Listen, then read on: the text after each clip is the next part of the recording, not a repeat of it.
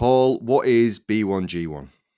Oh, Michael, B1G1 is this historic thing that is a way of thinking about giving in a very, very different way. And so, how it started, by the way, was Masami, who founded B1G1 and was kind enough to call me the co founder, said to me one day in a mentoring session, she said, "How would it be if every time business was done, something great happened in our world?"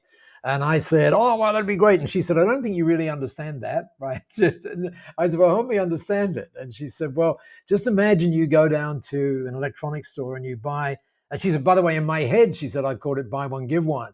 And she said, I said, "How did it work?" She said, "Well, you go to an electronics store, you buy a plasma TV."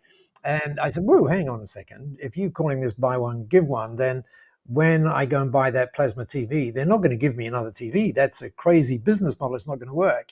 And she said, "No, no, no, no, no. You're not understanding." She said, "You want to get that TV because you want to get better vision. You want brighter vision. You want bigger vision."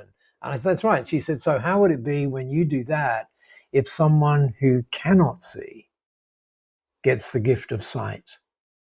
And Michael, that was the moment that B1G1 was born, and I'm like, "Oh my God," and I'm surrounded by books at the time, and she said, "Oh, imagine when someone buys a book, if a tree gets planted, or and I had a cup of coffee in my hand. Imagine when someone buys a cup of coffee, if a child in need gets access to water." And that was one of those life-changing moments, Michael, where I then said, "Masami, can I be your mentor for the rest of your life?" Unfortunately, she agreed to that. And so, and the brilliant thing about that, and for those of you listening to us, and by the way, thank you so much for joining us as well, is to understand that it's all about tiny, tiny things, very tiny things making huge impacts. And we could not have thought that all those years ago that as of today, we've created, or together with the members of B1G1 around the world, or the 3,000 plus businesses that are part of it, 275 million impacts. I mean, it just puts chills through my spine to imagine that. And of course, we imagine every single one of those as a smile. So it's a very simple way of making our world a happier place. And what is the business model around it? What's the model around it? How do micro, small businesses get involved? What do they have to do? What's the process with partnering with B1G1? Well, very simple. I guess the first thing they have to say is, "Well, that sounds like a great idea." Like, for example, you and I are recording this right now. Just because we're recording this, we're giving 18 days of access to education to kids. And so, in other words, it's inbuilt into the business. So it's not this big thing that we used to think that giving was all about. Let's do this once a year. Let's have no, no, no, no, no. This is about doing it habitually. So the first thing they've got to say is, "That sounds like a good plan." And when they join us, because it's a membership organization, then all of those things, some nearly 500 projects become available to them. Systems become available to make it really, really easy and effortless to do. And of course, a big community of people with like minded ideas right around the world comes to join them as well. So that's what they need to do. So if I'm a pest control company, Yeah. so I can join, can I? Or a cleaning company can join, or an Yeah. accountant. We can have all different Oh, sectors that's joining. exactly right. I mean, you nailed it. I think, Michael, you actually were the first pest control company to join us, and you linked everything together with that. We might get to talk about how successful that has been in just a moment. But yes, it ranges, from hairdressers to restaurants to professional service firms, as you mentioned, accountants to lawyers. There's kind of no end to it. It's e-commerce. It's aeroplanes. It's all sorts of things where you can inbuild this into your business model and make it a model that has so much more. And one of the things we know is that when you do this, a lot of business owners, Michael, they go home at the end of the day, they put their head on the pillow, and they kind of go, "Wait, is that all there is?" And the reality is there's not. There's this whole thing of really understanding. And if COVID has taught us anything, right, it's taught us a lot of things. But one of the things it's taught us is that it's we're all connected. We all are one. It's no longer about us as individuals. It's about us as we. It's about the broader community, and in every sense that of the meaning of that word. And so to be connected much more deeply to yourself, because it's not about you anymore, it's about something bigger than yourself. And if you can imagine that, that's like inspiring for you, but equally inspiring for your team members who really love being a part of it as well. And guess what? It's inspiring for your customers as well. Just literally, Michael, 5 minutes before this, I got an email where someone was joining, and we always ask, why did you join? And the guy said, because I saw something. It was my printer sent me a little note after I paid his bill, which says, just because you paid the bill, this is what happened. It was like Mm. 27 kids got something, whatever it was. And the guy says, so I thought, wow, I've been wanting to do that all my life as well. So I'm in, as it were. So Well, yeah, it's a it, great place to be.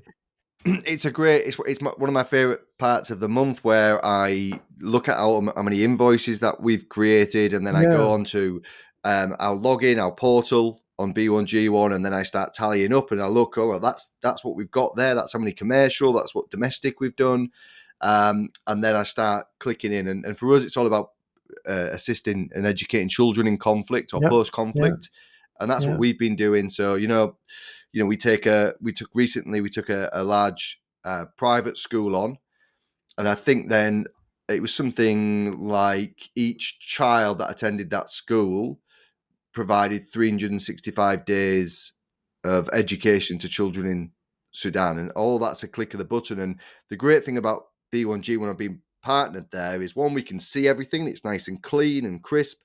yeah. But also you do a lot of the legwork, so anything, as in the admin, and making sure that it's all legit and the charities are Yes, getting the money and all that kind of yes, business. It's an yes. excellent model. And it's something I get asked a lot. How do you guarantee that? Well, there's no guarantees in life, but we have a great organization that we work with that makes sure and police those Yeah, and projects. part of the reason for that, yeah, exactly. And by the way, Michael, I just looked this up literally 10 minutes ago, and you are not someone who blows your own trumpet, but I'm not sure whether you know, but right now you're sitting about 23 impacts away from 120,000 impacts as a result Mm.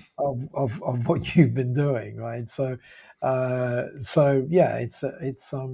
it's really, really astonishing. And by the way, one of the things I was going to say was it is actually challenging for projects to become B1G1 projects. There's a huge process through which they go, and the board of B1G1 typically rejects, in a nice way, by the way, somewhere between 7 and 9 out of 10 of the projects that apply. So what that means then is the ongoing monitoring and that. So what that means is when you give, not only is it really, really simple, but it does what it says on the tin, if that makes sense. Yeah. Yeah, And it's that's what and makes it such a joy to be a part of. That, as you said, all of that. There's no concerns about that happening. It's really, well. It is. So many people say it's life changing. I mean, obviously for me, it's life changing. I don't think I would have been here if I hadn't have had that conversation all those years ago. Because I mean, I'm getting on now, Michael. In fact, I decided that I would not I would not celebrate my birthdays anyway. So if any of the our listeners have got a calculator, what I discovered was, and this was probably an app invented for people who need to do good habits or something, and it's called Days Since, and I can tell you, and people can work this out now, aren't they? Today is my 28,569th day on the planet. So there you go. There's a little. Everybody's now gone and picked up their calculator and divided that by 365 and figured out how many leap years and everything else.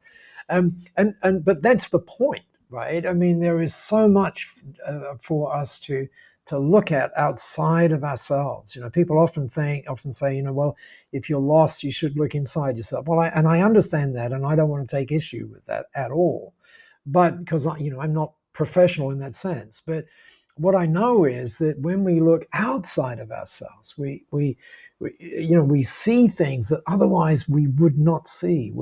And all of a sudden we go, you know what, I can make a difference to that. I can do it's the same thing, Michael, as when you see someone, you know, a little old lady, the classic little old lady, you know, struggling across the road. When you put out your hand and say, let me help you across the road, the little old lady feels good, but you feel a damn sight better as well. And Mm. then to be able to habitually do that on a grand scale is you know, it's a very real privilege, but you know, we ourselves become the beneficiary of that privilege, if that makes sense. It's I mean, we've just touched on there some of the individual kind of growth and being purpose driven and values led.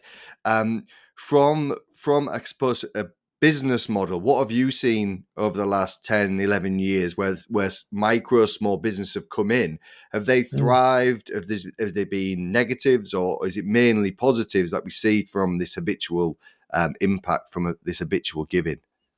Oh, well, when you and I first met, Michael, I'm not sure that the word what the word of the year was, but for but for the last couple of years, very definitely one of the words of the year in business has been purpose. You know, we talk a lot about being on purpose and all of those kind of things, and it turns out that the moment a word becomes very popular, then people research what happens. You know, when you're on purpose, and there are now so many reports that document what this does for the individuals in the business and what it does in terms of connecting. You know, let me put it. Well, let me just finish the point.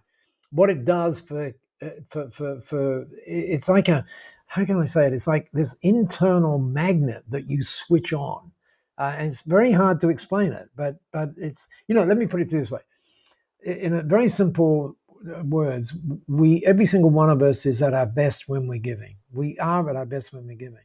And so once you're doing this kind of thing, everything you do becomes at your best. And because you're doing it your best, then it radiates, you know. So people say things, and there's all sorts of reports from people like Deloitte's and so on that talk about 80% people are 80% more likely to want to work with you. Customers are 80% more likely to want to join you.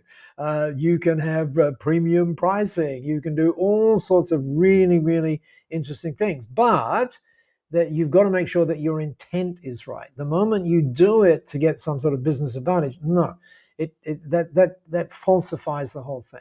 You've just got to do it because it's something that is radiating from you. And when, just imagine that you're radiating every day because of the things that you and your team are contributing to.